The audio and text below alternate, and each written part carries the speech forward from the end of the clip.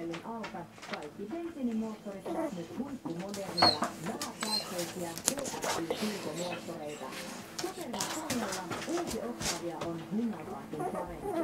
Tervetuloa tutustumaan laatuun.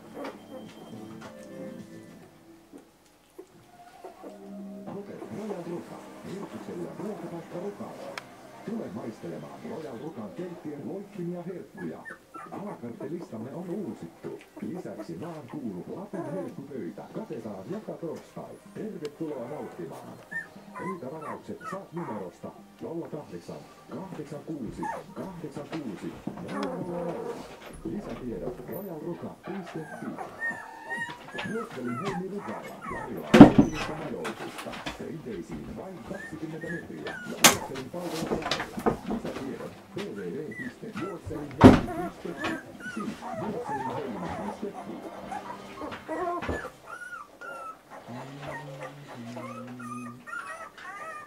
Varjelko? Sekaansitko se on mennyt kun keskellä päivää makoo vaan selkätiillä ja itekseen naureksi? Ei minua mikään vaivaa. Tuntuu niin mahdottoman mukavalta kun hoksasin. Miten hyvästi ne on nuo meidänin metät hoidettu.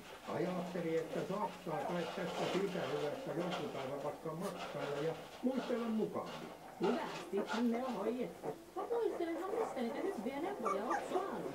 No metsäkeskuksestahan se on neuvottu. Meitä niin kuin monia muitakin. Ja sinähän se on meillä se liikkeelle paneva voima.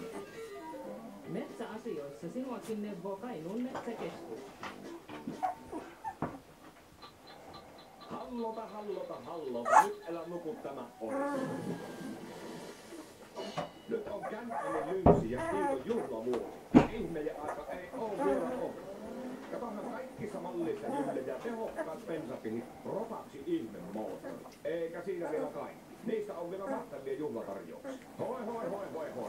Jos et enikkeen ihan uutta osta, niin vaihtareissa nimittäin löytyy. Pitkiä pätkiä leveitä ja kappeita. Ja niistä ei ole hyviä tarjouksia.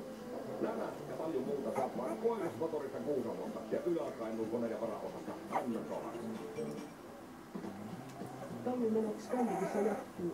Nyt lauantaina 21.03. Hyvää tanssimusiikkia. Salissa Suomussalmen kevyen musiikin laulaja, solisteina Maija, Eija, Satu, Sirkka ja Aapeli sekä One Man Band Jamppa. Baarissa karaoke ja disco. Skandik Pianon kuohu Suomussalmella. Suomalaista tanssimusiikkia, Radio Kajaus.